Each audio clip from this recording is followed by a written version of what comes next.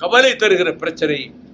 Case சிலிண்டர்கள் கிடைக்கவில்லை, உணவு விடுதிகள் மூடப்படுகின்றன, உயிரற்ற சடலங்களை கொண்டு போய் மயானத்திலே எரிப்பதற்கு முடியாமல் பல இடங்களிலே வைக்கப்பட்டிருக்கின்றன என்ற செய்தி கூட வருகிறது. சோலார் பேனல்ஸ் உடனடியாக தமிழ்நாடு அரசு இந்த மயானங்களிலே எவ்வளவு விரைவாக அமைக்க முடியுமோ அந்த சோலார் பேனல்களையும் அமைத்து அந்த சிதைக்கு வெப்பமூட்டுவதற்கு வேண்டிய ஏற்பாடுகளை செய்ய முன்வர வேண்டும் என்பதையும் நான் இந்த நேரத்திலே தமிழக அரசை கேட்டுக்கொள்கிறேன். வேறு ஏதாவது நீங்கள் கேட்க விரும்பினாலும் நான் பதில் சொல்ல தயாராக இருக்கிறேன். மதிமுக வந்து 4 சட்டமன்ற தொகுதி எந்தெந்த தொகுதின்னு சொல்லி முடிவு பண்ணிருக்கீங்களா? இல்லை, எந்த கட்சியோட உடன்பாட்டிலே அவங்க தொகுதிகளை ஐடென்டிஃபை பண்ணல.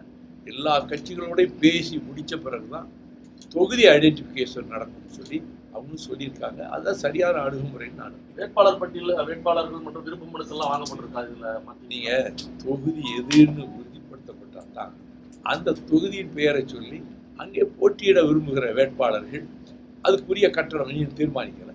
கட்டணத்தை செலுத்தி விண்ணப்பங்களை தரலாம்னு நச்சு அறிவிப்பு தரும். இந்த 2026 சட்டமன்ற தேர்தலையாவது வைகோ போட்டியிடுவாரா? இல்லை, ஒரு காலம் இல்லை. இல்லை, ஏன் அந்த ஏன் போனார்? இப்போ வைகோ சட்டமன்றத்துக்கு போகணும்னு ஏன் ஆசைப்பட்டேன்? அதாவது ஒரு மனிதனுக்கு எதனால விருப்பம் இல்லைங்கிறது அது மனதில் தோன்றுகிற உணர்வுகளை பொறுத்தது. நான் மன நிறைவோடு 30 ஆண்டுகள் நாடாளுமன்றத்திலே பணியாற்றி இருக்கிறேன். எனக்கு அதிலேயே மன நிறைவு ஏற்பட்டு விட்டது. அந்த நாடாளுமன்ற பணி சிறப்பாக செய்திருக்கிறேன். அனைத்து தரப்பினரும் பாராட்டுகிற விதத்தில் 1300 முறை பேசியிருக்கிறேன். அதை 5 பாகங்களாக தொகுக்கிறேன். எனவே சட்டமன்றம் செல்ல வேண்டும் என்கின்ற விருப்பம் துளியும் இல்லை, அதற்கு வாய்ப்பும் இல்லை. தற்போது திமுக வந்து தொகுதி பங்கீட்டுல சமூக நீதியை கடைபிடிக்குதுன்னு நீங்க நினைக்கிறீங்களா? அந்த இயக்கமே சமூக நீதிக்காக இருக்கிற இயக்கம் தானே திமுக. அந்த இயக்கமே எல்லா விதங்களிலும் சமூக நீதியை பாதுகாக்கிற இயக்கம் தானே. அந்த அடிப்படையில் அவங்க கூட்டணி கட்சிகள் கிட்ட சமூக நீதியை கடைபிடிக்கிற கட்சிகள்கிட்ட கடைபிடிக்க முடியாது. அவங்க வேட்பாளர்கள் தேர்வு செய்யறாங்கல்ல, அதுல கடைபிடிப்பாங்க. மற்ற கட்சிகளுக்கு அவங்க சொல்ல முடியாது. இல்லை, கடந்த 2021 தேர்தலில் உதயநிதி ஸ்டாலின் வந்து மதுரையில் எய்ம்ஸ் மருத்துவமனைக்கு செங்கல் கூட நட்டு வைக்கல அப்படின்னு சொல்லிட்டு அவர் விமர்சனம் பேசிட்டு வந்தாரு. தேர்தல் பிரச்சாரத்தில் ஈடுபட்டார். அதன் பிறகு மத்திய அரசு வந்து கொஞ்சமாவது வேலை எடுத்துச்சு. இன்னைக்கு ஆர்டிஎல் கேள்வி கேட்டு இருக்காங்க, 40% கூட பணி நடக்கல. அந்த பணிகள் எய்ம்ஸ் மருத்துவமனை தமிழகத்திற்கு மத்திய அரசு கொடுக்குமா? அதாவது நீண்ட காலமாக நாங்கள் எய்ம்ஸ் மதுரைக்கு கொண்டு வரோம்னு சொல்லி ஒரு செங்கலை கூட முந்தி எடுத்து வைக்காம இருந்தாங்க. கடுமையான விமர்சனங்கள் வந்த பிறகு ஒரு 10%, 30% ஒரு 10% வேலையை மட்டும் செஞ்சிருக்கிறாங்க. மற்ற மாநிலங்களில் அறிவித்த 1 வருடத்துக்குள்ள எய்ம்ஸை நிர்மாணித்து முடிச்சுட்டாங்க. ஓர வஞ்சகமாக தமிழ்நாடு வஞ்சிக்கப்பட்டது மத்திய அரசால் என்பதுதான் தொடர்ந்து நான் சொல்லி வருகிற குற்றச்சாட்டு. அந்த குற்றச்சாட்டை நான் மாற்றிக்கொள்ள விரும்புகிறேன். தூத்துக்குடியில 12ஆம் வகுப்பு மாணவி வந்து துன்புறுத்தல், பாலியல் துன்பத்தில் ஈடுபட்டிருக்காங்க. இதை பத்தி நீங்க என்ன நினைக்கிறீங்க? மிருகங்கள் இன்னும் நாட்டிலே, காட்டிலே அல்ல நாட்டிலே உணவுகின்றன. அதாவது ஈவு இரக்கமற்ற மனித தன்மையற்ற மிருகங்களாக போதைப் பொருளுக்கும் மதுவுக்கும் தங்களை கொடுத்துவிட்டு இப்படிப்பட்ட கொடூரமான காரியங்களில் ஈடுபடுகிறார்கள். அவர்கள் கடுமையாக தண்டிக்கப்பட வேண்டும். அவர்களுக்கு இதுவரை இல்லாத அளவுக்கான தண்டனைக்குரிய சட்டங்களை அரசு புதிதாக கூட சட்டங்களை கொண்டு வர வேண்டும். அவர்கள் சிறையை விட்டு வெளியே வர முடியாதவாறு.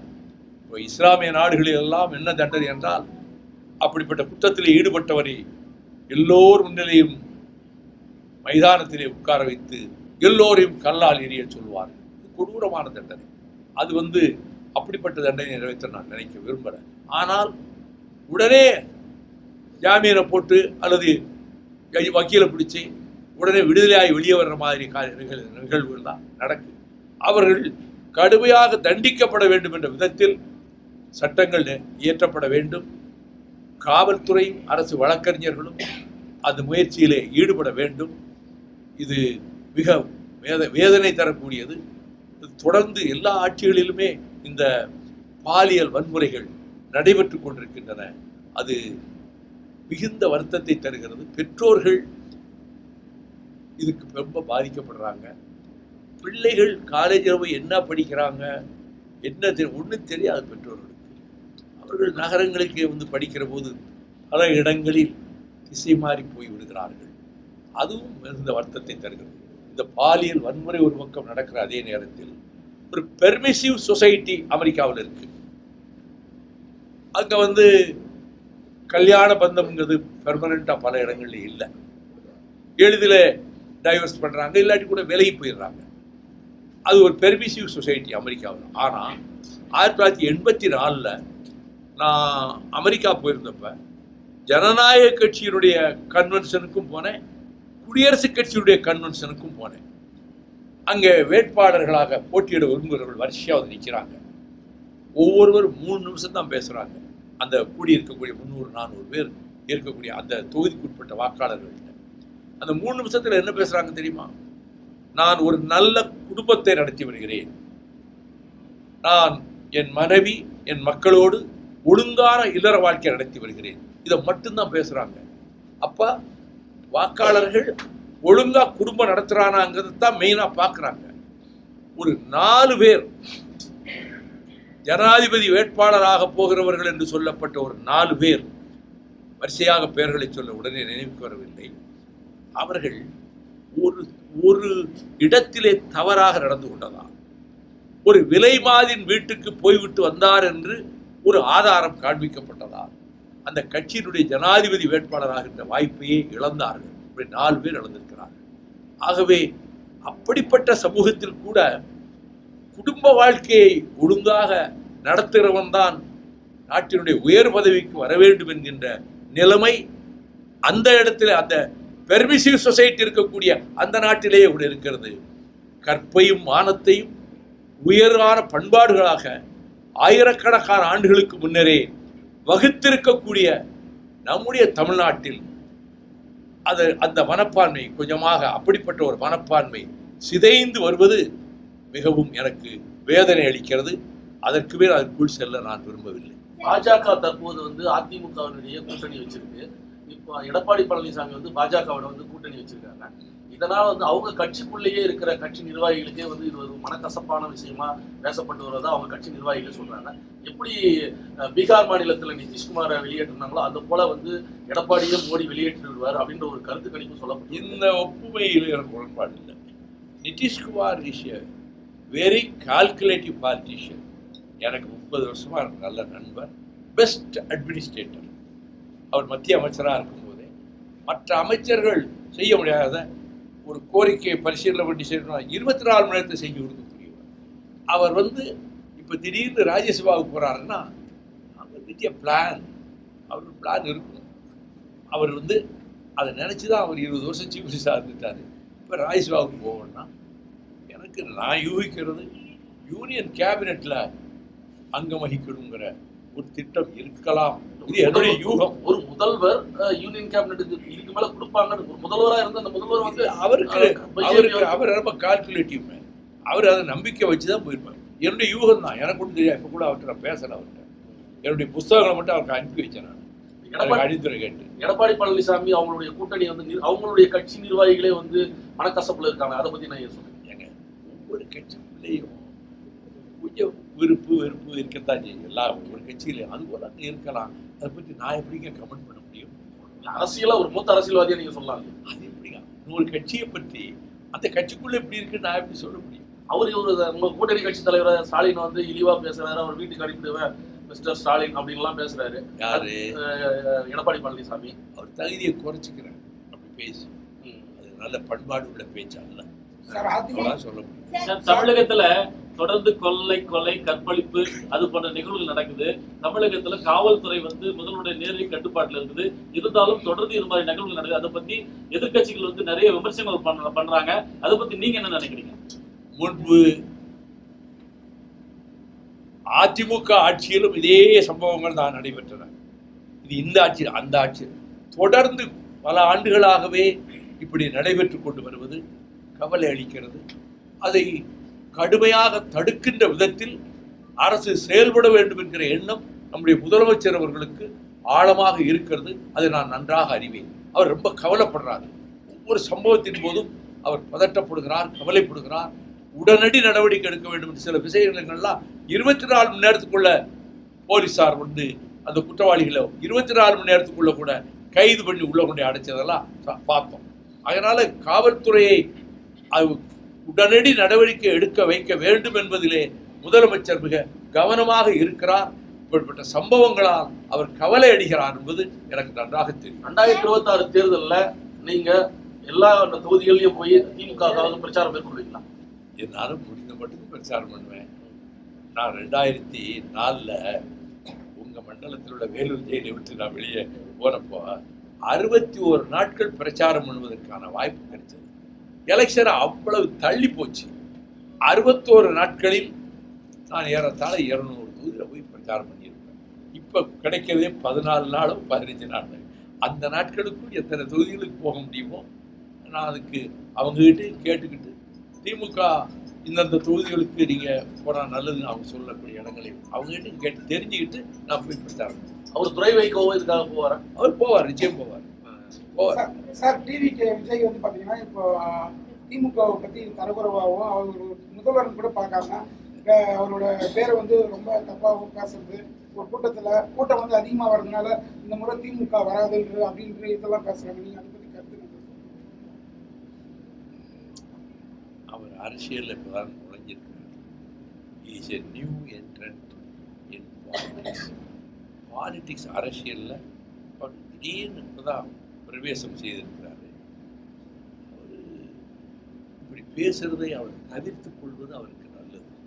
அதுக்கு மேலே எந்த கமெண்ட் அவரை பற்றி சொல்றது.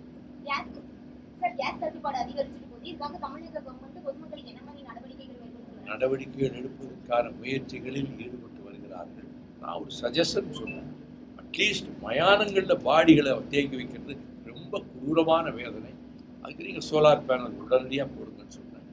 அரசாங்கமும் இதை பற்றி கவலையோடு அக்கறையோடு எந்தெந்த விதத்தில் இந்த உணவு விடுதிகள்லையும் எல்லாம் பலத்தில் மூடுற நிலைமை வந்துருச்சு. சின்ன உணவு விடுதிகள்லாம் நடத்த முடியாத நிலைமை ஏற்பட்டு மக்கள் மிகுந்த சிரமத்துக்கு ஆளாகியிருக்கார்கள்.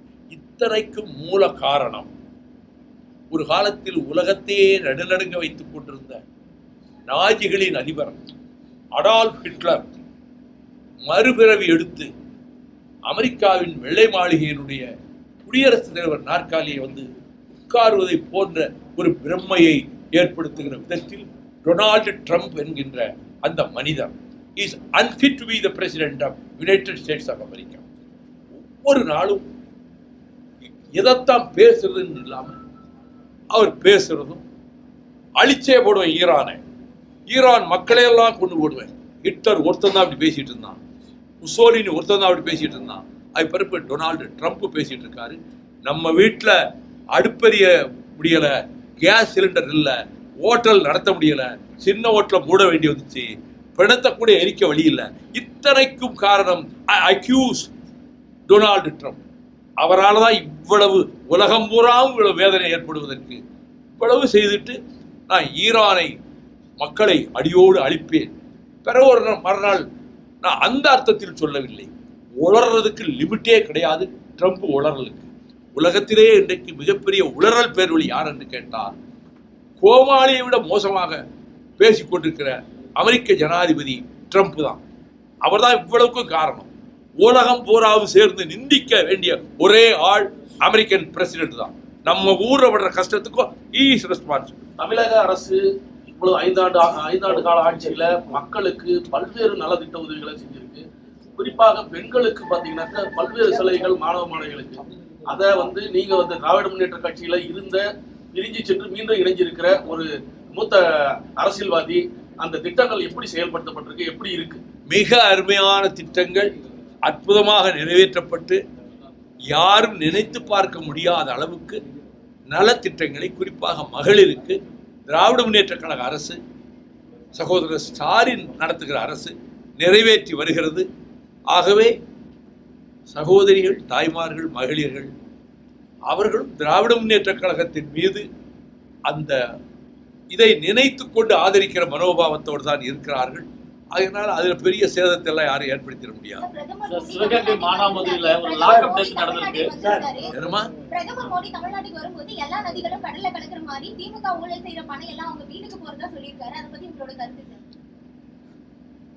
அதாவது ஒரு பிரைம் மினிஸ்டருங்கிற ரெஸ்பான்சிபிலிட்டி இல்லாம ஒரு ஸ்டேட்ல போய் இவ்வளவு பொறுப்பற்ற தன்மையில குற்றச்சாட்டுக்களை அவர் சொல்லிட்டு இருக்கிறாரு. அவரோட கூட்டு சேர்ந்திருக்கிற கட்சியின் யோகியதை பத்தி அவர் நினைச்சிருக்கிறாரா?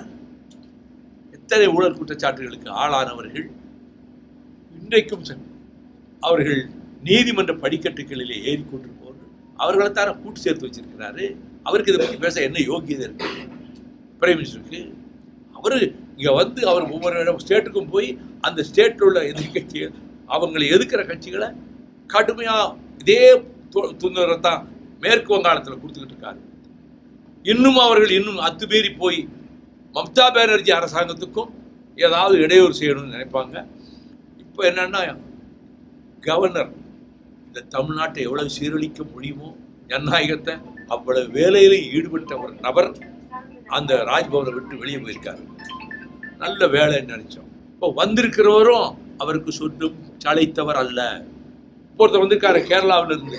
கேரளாவில் இதே சித்து விளையாட்டுக்களை செஞ்சவர் தான் இப்ப தமிழ்நாட்டுக்கும் ஆளுநராக வந்திருக்காரு. இவரும் இப்ப வெளியேறி போயிருக்கக்கூடிய ஆளுநரை போலவே செயல்பட முயல்வார் என்பது என் மனதுக்குள்ளே ஒரு சிறு சந்தேகம் இருக்கிறது. இல்ல ஒருவேளை ஒழுங்கா கவர்னர் பதவியை மட்டும் ஒழுங்கா காப்பாத்திக்கிட்டு அவர் வேற எல்லையை மீறாம இருப்பாராங்கிறத பொறுத்து இருந்தா பார்க்கலாம். சிவகங்கை மானாமதுரை அதாவது லாக்அப் டெத். அதாவது வாழைக்காய் கத்திரிக்காய் வெட்டுற மாதிரி நினைச்சவொடனே வெட்டுறது போல இருக்குது. அது பல இடங்கள்ல அந்த சுபாவம் மாறாம இருக்கிறாங்க. நான் ரொம்ப வேதனைப்படுறேன். அந்த பலியான உயிர்களுக்காக நான் ரொம்ப அந்த குடும்பங்களை நினைச்சு வருத்தப்படுறேன். இதுல ஈடுபடுறவங்களாம் இப்ப எல்லாம் பார்த்தீங்கன்னா 18 வயசு 20 வயசுக்கு உட்பட்ட பையங்க தான் இந்த மாதிரி சம்பவங்களில் ஈடுபடுறாங்க. ரொம்ப ரொம்ப கவலையா இருக்கு. இந்த போக்கு மாற வேண்டும். இத்தகைய போக்குகளை மாற்ற வேண்டும் என்றுதான் நான் சமத்துவ நடைபயணம் போன்ற சமூக நல்லிணக்கத்தை வலியுறுத்துகிற பயணங்களை 11 முறை தமிழ்நாட்டிலே நான் நடத்தியிருக்கிறேன். 6500 கிலோமீட்டர் நடந்திருக்கிறேன். போராட்டங்களில் ஈடுபட்டிருக்கிறேன். இதை பற்றி எனக்கு ரொம்ப கவலை இருக்கிறதுனால தான் மக்கள்கிட்ட போய் இதை கொண்டு போய் சேர்க்கணும்னு அரசியல் பேசாமல் கூடுற மக்கள், பெரியவர்கள், தாய்மார்கள், இளைஞர்கள்ட்ட நம்ம சொல்றதன் மூலமாக கொஞ்சமாவது அவர்கள் செவிமடுப்பார்கள். என்னாலான முயற்சியை தமிழ்நாட்டுக்கு செய்ய வேண்டிய சேவையை நான் செய்துக்கிட்டு இருக்கேன். சார் சமையல் கேஸ் விலை வந்து ரொம்ப இப்போ தட்டுப்பாடாக இருக்கு. வரும் காலத்தில் இல்லை நான் வேற கேள்வி கேட்குறேன் சார். வரும் காலத்தில் வந்து ரொம்ப தட்டுப்பாடாக இல்லை அதை வேற கேட்க வேற கேள்வி கேட்குறேன் சார். இப்போ வரும் காலம் இதை கருத்தில் கொண்டு தேர்தல் ஏதாவது தள்ளி வைக்கிறதுக்கு 4-5 மாநில தேர்தல் தள்ளி வைக்கிறதுக்கு ஏதாவது இருக்கா? இல்லை ஏதாவது அரசியல் கட்சிகள் வந்து இப்போது நடத்த வேண்டாத சூழ்நிலை மனு கொடுப்பாங்க தேர்தல் கமிஷன்? தேர்தலை எல்லாம் தள்ளி வைக்க மாட்டாங்க. அசாதாரண சூழ்நிலை கேட்டீங்க, கேட்டாச்சே, உங்க கேள்வி முடிந்தது. எனக்கு பதில் சொல்ல வாய்ப்பு. ஒரு சில நாட்கள் ஒருவேளை தள்ளி போகலாம். தேர்தல் நிரந்தரமா தள்ளி போகாது. இப்ப ஏப்ரல் மார்ச் 16th வாக்கில் நோட்டிஃபிகேஷன் வரலாம். ஏப்ரல் 16th வாக்கில் எலெக்ஷன் நடக்கலாம் அப்படின்னு ஒரு செய்தி பரவுச்சு. இப்போ 2 நாளா இந்த கேஸ் தட்டுப்பாடு இந்த பிரச்சனைகள்னால சில நாட்கள் தள்ளி போகலாம்னு ஒரு செய்தி பரவுது. அது எலெக்ஷன் கமிஷன் தான் முடிவு செய்து அறிவிக்கும். அரசியல் கட்சிக்கு ஏதாவது கோரிக்கை நீங்க வைப்பீங்களா? தேர்தல் கமிஷன் தேர்தல் தள்ளி வைக்கணும் அது மாதிரி ஏதாவது வைக்க மாட்டோம். வைக்க மாட்டீங்க சார்? மோடி இப்ப வந்தது தேர்தல்ல ஏதாவது மாற்றங்கள் ஏற்படும் நினைக்கிறீங்களா? மோடி எத்தனை குட்டிக்காரன் போட்டாலும் ஒன்றும் நடக்காது தமிழ்நாட்டில். இப்போ திருச்சி கூட்டத்தில் ஒரு ரெஸ்பான்ஸ் கிடையாது அவருக்கு. டோட்டல் அங்கே ரெஸ்பான்ஸே இல்லாமல் போயிடுச்சு. இன்டெலிஜென்ஸ் எல்லாம் ஷாக் ஆகிட்டாங்க. என்னடா எல்லாம் மற்ற ஸ்டேட்ல எல்லாம் கூட பெரிய வரவேற்பெல்லாம் வந்து கைதட்டுறாங்க. இங்கே ஒன்றையும் காணும் ஆளை கொண்டாந்து உட்கார வச்சுருக்காங்க. அவர் கத்தி கத்தி பேசுகிறாரு. No response from the public. இப்போ திருச்சி கூட்டம் ப்ரூவ் பண்ணிடுச்சு Modi could not enter the domain of Tamil Nadu. அந்த திருச்சி கூட்டத்துல எடப்பாடி பழனிசாமியினுடைய படத்தையே விட்டுட்டு போட்டு அது ஒரு சர்ச்சையாக ஆயிடுச்சு. அவர் கூட்டணி கட்சியினுடைய தலைவர், அதுவும் ஒரு எதிர்கட்சியினுடைய தலைவர், அவருடைய படத்தையே வந்து வைக்காம பேனரை போட்டு பாஜக பண்ணியிருக்காங்க. பாவம் எடப்பாடி. Okay sir. மதிமுக வந்து 4 தொகுதியில போட்டியிடுது. சார், மதிமுக அதுல வந்து ஒரு தொகுதியில மட்டும் எங்களுடைய சின்னத்திலே மீதி 3 சசிகலாவுடைய புதிய வரவு தொகுதிகள் எப்படி சார் இருக்கு? அவங்க நிர்பந்திச்சாங்களா இல்ல நீங்களா இல்ல அதெல்லாம் நிர்பந்திக்கல. எங்களுடைய ரெஜிஸ்ட்ரேஷனை பாதுகாத்துக்கணும்னு சொன்னா நாங்க ஒரு தனி சின்னத்துல போட்டிட்டா தான் ரெஜிஸ்ட்ரேஷன் நிற்கும். அதுக்காக நாங்க ஒரு தொகுதியிலாவது நாங்க தனி சின்னத்துல போட்டிடுறோம்னு சொல்லி இருக்கோம். சார், சசிகலாவுடைய புதிய வரவு எப்படி சார் நிர்பந்திக்கல, இருக்கு? நாங்களே ஏத்துக்கிட்டோம். சசிகலாவுடைய புதிய எனக்கு கட்சி ஏதாவது அவங்களை உருவாக்குமா? பத்தி அப்படி ஒரு நபர் சார், இருக்காரு. விஜய்